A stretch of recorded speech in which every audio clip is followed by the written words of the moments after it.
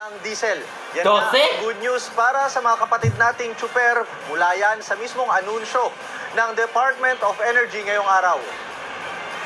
Mismong si Secretary Sharon Garin na nga ang nagbigay ng magandang balita na yan, kung saan muli na namang matatapyasan ang presyo ng produktong petrolyo. Magro-rollback ng 12.94 pesos ang kada litro ng diesel, pati na rin po sa Diesel Plus, habang bababa naman ng 15.71 pesos ang kada litro ng kerosene. Ang gas naman, nagtaas bahagya ng 53 centavos kada litro. Dahil dyan ay maglalaro na sa 75.93 hanggang 101.96 pesos ang price pump ng diesel. Nasa 82 pesos naman hanggang 107 pesos ang Diesel Plus at magiging 125 hanggang 147 pesos na lang ang presyo ng kerosene simula bukas. Ito na nga ang ikatlong sunod na beses ng big time rollback ngayong buwan. Ayon sa Energy Department, base raw ang tapyas presyo sa naging monitoring sa Means of Platts Singapore o kung tawagin nga ay MOPS. Ang MOPS kasi ang nagsisilbing benchmark at regional hub para sa oil trading sa buong Asia. Kaya dito ibinabase ang magiging presyo ng langis sa ating bansa. Weekly ang magiging assessment nila at nakadepende pa rin dyan kung ano man yung magiging sitwasyon sa Middle East. Samantala, Ruth, sinabi rin ni Secretary Garin kanina na kailangang sundin ng mga gas companies yung presyo na yan, pati na rin yung price range. Hindi daw pwede na bumaba sa 12 pesos yung magiging rollback ng mga kumpanya. Sa katunayan nga, may ilang mga gas companies na raw na nauna nang nag-rollback nung isang araw pa lang. Kaya't asahan din daw na bukas ay mas marami na or simula bukas ng 6 a.m. yung ibang mga gasoline stations magsisipagsunod na sa rollback. Yan muna ang latest mula dito sa Pasig City. Ruth?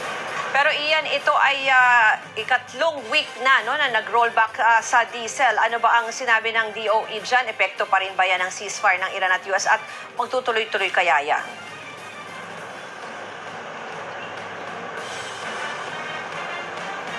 Ruth, yun nga yung sabi nila kanina, biggest contributor daw syempre yung ceasefire sa pagitan nga ng Iran at ng US. Pero magdedepende din dyan kung magtutuloy-tuloy ba yung ceasefire na yan. Dyan din nakadepende kung paano yung magiging flow o daloy, kung tuloy-tuloy din ba yung magiging rollback. Dahil kung sakali man na mag-intensify na naman yung tensyon sa pagitan nga ng dalawang bansa na yan, posibleng maapektuhan at tumaas na naman yung presyo ng gasolina. Pero sa ngayon, yan daw muna ang nakikita nila at ang ginagawa nga daw nila ay daily monitoring. From daily monitoring kung magkano ang isinasarang presyo mula sa MOPS, iipunin daw nila yan sa weekly. So from 7 days na yan, dyan daw sila magbabase kung ano naman yung magiging presyo for the following week. Ruth? Yan po ang Express Report ni Ian Suyu live mula sa Pasig City. Sa ibang balita, walang mali sa sinabi ng Pangulo. Yan ang ginit ng palasyo sa anunsyo ni Pangulong Marcos sa pagkakahuli sa pukanteng si Zaldico.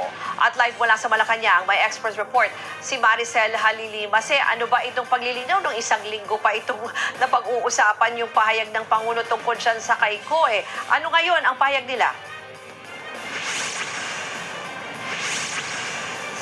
Nang dahil sa termino, hindi ba, Ruth? Kung ano-ano kasi yung mga term na itinatama Pero tama ka, nanindigan ng palasyo na walang premature announcement dun sa ginawa ng Pangulo. Nanindigan sila na walang mali doon sa ibinigay na pahayag ni Pangulong Bongbong Marcos noong April 16.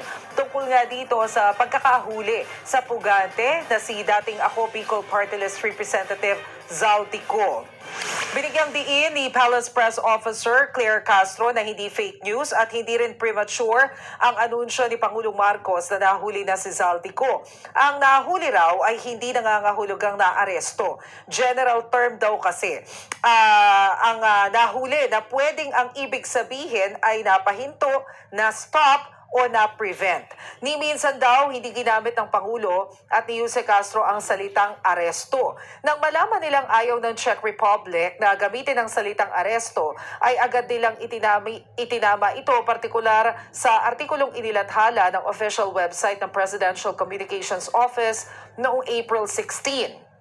Iginagalang daw kasi ng Malacanang ang Czech Republic, lalo't hindi lang naman Pilipinas ang sangkot sa usaping ito. Inanunsyo rin daw ng Pangulo ang pagkakahuli kay Zaldico dahil mas minabuti nilang malaman ng publiko mula mismo sa administrasyon kesa sa iba pa ang impormasyon. Yun nga lang, hindi pa masagot ng Malacanang kung ano na ang estado ngayon ni Zaldico. Hindi malinaw kung nananatili pa rin ba ito sa ilalim ng Czech authorities o nakalaya na. Tanging si Justice Secretary Frederick Vida raw ang may otoridad na magsalita ukol dito. Paniguro naman ng Malacanang, ginagawa nila ang lahat para maibalik sa Pilipinas si Zaldico. Pero nang tanungin kung masusunod ang target na maibalik siya sa bansa sa loob ng 3 linggo, sabi ni Jose Castro, si Interior Secretary John Vic Remulla na lang ang tanungin ukol dito dahil siya naman ang nagsabi niyan. Narito ang pahayag ni Undersecretary Claire